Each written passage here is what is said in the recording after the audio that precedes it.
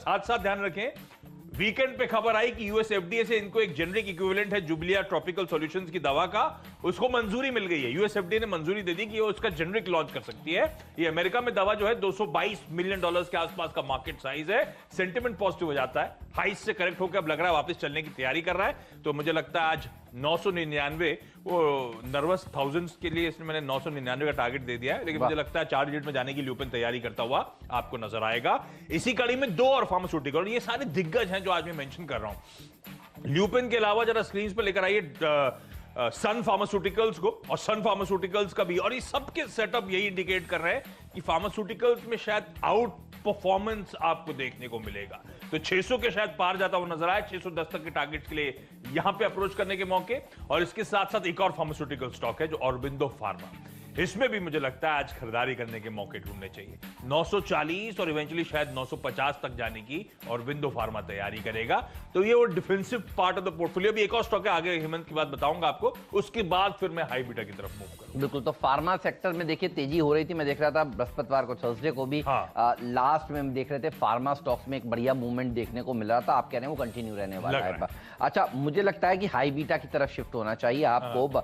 आज मार्केट ही देखिए high beta वाला है, और मुझे लगता है कि इंफ्रास्ट्रक्चर सेक्टर में बड़ा अच्छी खासी रैली देखने को मिल सकती है। देखिए इस तरह के शेयर खरीदिए जो आपको अब से लेकर बजट तक पैसा बना कर दें। तो बजट की जो पार्टी है देखिए उसमें ये सारे के सारे स्टॉक्स अब भागते हुए नजर आते हैं। इंफ्रास्ट्रक्चर सेक्टर मजे की बात ही अब तक चला नहीं है, आपको भी पता है। सबसे बढ़िया रिटर्न्स आईटी, फार्मा, इस तरह के देखिए सेक्टर्स ने दिए हैं। और अभी अभी आशीष की ओपनिंग कमेंट्री में आपने सुना, जो पहले भागते हैं उसके बाद फिर पीछे वाले सेक्टर्स कैचअप करने के लिए आगे आते हैं। मुझे लगता है कि ये वो सेक्टर है जो अब तक चला नहीं है, अब यहां पर एक बड़ा मूव देखने को मिलेगा, इसके ऊपर आपकी नजर होनी चाहिए। पिटे हुए स्टॉक्स हैं, सस्ते वैल्यूएशन पर मिल रहे हैं, और इनके जो दिग्गज हैं उनमें देखिए ज्यादा स्फूर्ति नजर आ रही है। एल&टी देखिए क्या भाग रहा है पिछले कई दिनों से। मुझे लगता है कि अब इस तरह के छोटे छोटे जो टिकट साइज के शेयर हैं उनमें भी बढ़िया रैली देखने को मिलेगी। पटेल इंजीनियरिंग से शुरुआत कर रहा हूं, टेक्समैको इंफ्रा को भी टीम में शामिल किया है, ये भी भागेगा। 56 रुपए के 52 वीक हाई से ये शेयर भी देखिए दूर है। इवन पटेल देखिए 18 रुपए के 52 वीक हाई से दूर है।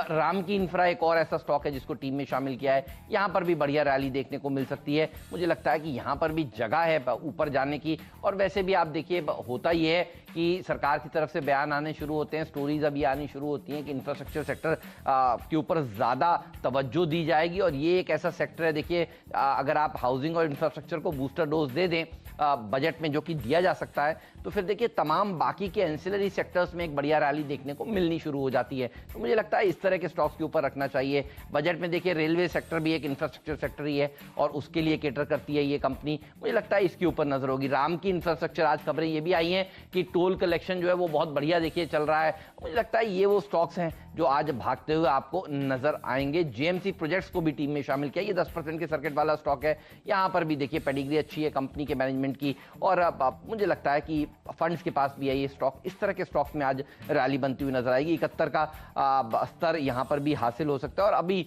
बढ़ने के बाद भी देखिए 107 की 52 वीक हाई से काफी दूर है। तो यहां पर जगह मुझे नजर आती है, इस तरह के स्टॉक्स में बढ़िया बढ़त देखने को मिल सकती है। साल का एंड है और वो स्लॉग ओवर वाले बैट्समैन सब उतारती है, है ना, तो एक गजब मोमेंटम सारे स्टॉक्स दिखाने वाले। अच्छा, एक और वो डिफेंसिव बेट की कड़ी में एस्ट्राजेनेका फार्मा को स्क्रीन पर लेकर आइएगा। दुनिया भर में हेडलाइंस ग्रैब कर रही है दरअसल ये कंपनी, क्योंकि इसके जो ग्लोबल सीईओ साहब है उनकी बड़ी एनकरेजिंग कमेंट्री आई है अपनी कोविड वैक्सीन को लेकर। अब ये कह रहे हैं, जो आपको याद होगा फाइजर बायोएनटेक की एफिकेसी 95% की थी, उसके बाद मॉडर्ना की एफिकेसी 94.5% की थी। ये भी कह रहे हैं कि डबल डोज, अब सबकी डबल डोज लगनी है, 2 इंजेक्शन लगने हैं आपको, 2 वैक्सीन लगनी है, इनकी भी एफिकेसी वहां पे पहुंचती हुई नजर आएगी। और 100% एफिकेसी है इनकी वैक्सीन की अगेंस्ट सिवियर वो जो केसेस आपको कोविड के नजर आते हैं। तो कोई भी लाइफ थ्रेटनिंग केस नहीं होगा इनकी वैक्सीनेशन के बाद। अच्छी डेवलपमेंट्स हैं इनकी कंपनी की तरफ से। एस्ट्राजेनेका मेरे ख्याल से 700-800 रुपए अपने हाई से इंडियन मार्केट्स में भी ट्रेड करता हुआ ये स्टॉक आज ग्लोबल हेडलाइंस जब ग्रैब कर रहा है वापस फोकस में आएगा। और वैसे भी लोग फाइजर की बहुत बात कर रहे थे, हमारे लिए उतनी कारगर है नहीं, उसके टेम्परेचर वगैरह जो इश्यूज हैं। एस्ट्राजेनेका एक बेहतर विकल्प है, इसीलिए स्टॉक को आप रडार पे रखिएगा। खरीदारी करने के यहाँ पे मौके। आपने कितने स्टॉक कर दिए? मैंने आपको बताया अभी 4 शेयर में, तो पांचवा बताऊंगा। तो 5वां हरक्यूलिस फॉरेस्ट, ये आपका जैकपॉट स्टॉक भी रह चुका है, और सीएनबीसी आवाज में मेरी टीम में भी कई बार मैंने इसे अपनी टीम में शामिल किया और बढ़िया रिटर्न्स ने दिए हैं। पेरेंटेज बढ़िया है बजाज ग्रुप का, और आप देखिए इस तरह के स्टॉक्स ही आपको पैसा बनाकर देने वाले हैं in the run up to the budget.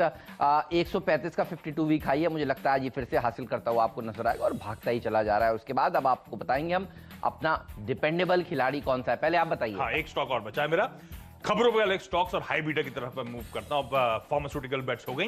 Confidence petroleum नाम की कंपनी को स्क्रीन पर लेकर आइए। तगड़े मोमेंटम में स्टॉक आपको नजर आएगा और लग रहा है बिल्कुल सेट है नए 52 हफ्तों के हाईज को ब्रीच करने के लिए। इस कंपनी के लिए अच्छी बात यह है, प्रमोटर्स लगातार स्टेक बढ़ा रहे हैं। पिछले क्वार्टर में 50 बेसिस पॉइंट्स, आधा टका प्रमोटर्स ने अपना स्टेक बढ़ाया। खबरों में यह स्टॉक है, इन्होंने पहला सीएनजी स्टेशन कोलकाता में बंगाल गैस कॉर्पोरेशन के लिए बना के खड़ा कर दिया है। बंगाल गैस कॉर्पोरेशन दरअसल गेल और greater Calcutta gas supply corporation के बीच का एक जॉइंट वेंचर है।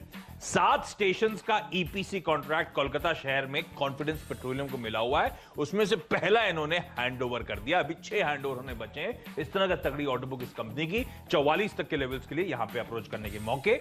इसी नोट पर एक काम करते हैं, आज के डिपेंडेबल स्टॉक्स जान लेते हैं।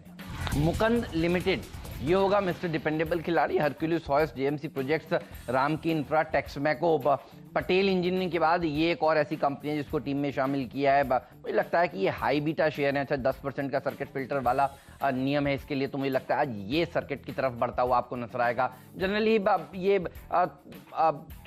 थोड़ा ज़्यादा एग्रेसिव ट्रेडर्स देखिए इसको ट्रेड करते हैं 10% के सर्किट वाले स्टॉक्स को, और यहाँ पर सबसे अच्छी बात यह है शॉर्ट वाले नहीं आते हैं, 10% का सर्किट वाला स्टॉक होता है। तो देखिए यहाँ पर मौके मिलते हैं। और अब इस तरह के स्टॉक्स जो अब तक चले नहीं है, मैं उनको ढूंढ कर निकाल रहा हूँ और मुझे लगता है ये पार्टिसिपेट करते हुए नजर आएंगे, तो डिपेंडेबल का दर्जा इसलिए इसको दे दिया। 10% वाला कैंडिडेट है, एकदम अच्छी पेरेंटेज और बीच में खबर भी बड़ी स्ट्रांग है कि जमीन बेच दी, बहुत तगड़ा चंक। ठीक है, अच्छा डिपेंडेबल के तौर पे हाई बीटा में फोकस करूं तो हाई बीटा में सबसे जाना माना नाम डीएलएफ, उसके साथ मैं डिपेंडेबल का दर्जा उसको दे रहा हूं। इस कंपनी की बहुत इंकरेजिंग कमेंट्री आई थी थर्सडे को, जब हमारे नेटवर्क से इसकी बातचीत हुई थी मैनेजमेंट की, तो उन्होंने कहा था उन्होंने गुरुग्राम में फेज 3 में एक प्रोजेक्ट लॉन्च करा, पहले ही दिन सोल्ड आउट। इस तरह की डिमांड उस प्रोजेक्ट की है, पहले दिन पूरा प्रोजेक्ट सोल्ड आउट फेज 1। अब उसके बाद इनका कहना है कि फेज 2 उसके सक्सेस को देखते हुए लॉन्च करेंगे, लेकिन 10% अब हम प्राइस बढ़ा देंगे। इस तरह के डिमांड एनवायरनमेंट बदल रहा है, तो बहुत स्ट्रांग डिमांड इस समय है रियल एस्टेट स्पेस में। इसके लिए एक और अच्छी खबर वीकेंड पे आई, कॉन्फिडेंस दिखा रही है मैनेजमेंट का। इसकी सब्सिडरी और रेंटल आर्म जो है डीएलएफ साइबर सिटी डेवलपर्स, जिसे हम लोग डीसीसीडीएल के नाम से जानते हैं, इन्होंने हाइंस का 52% स्टेक जो है वन होराइजन सेंटर, एक कमर्शियल और रिटेल का बहुत बड़ा वो बिल्डिंग है, उसमें इन्होंने 780 करोड़ रुपए में उनका पूरा स्टेक खरीद दिया। अब डीएलएफ 100% उस रेंटल एसेट को ओन करती है। इस कंपनी के लिए अच्छी खबर और दिखाता है मैनेजमेंट का कन्विक्शन एनवायरनमेंट को लेकर, आउटलुक को लेकर। कमेंट्री अच्छी थी, स्टेप सही उठा रहे, 230 231 तक के टारगेट्स। इस नोट पर एक क्विकली छोटा सा ब्रेक के उस पर आज के फ्री हिट खिलाड़ी और आगे की टीम पर होगा डिस्कशन।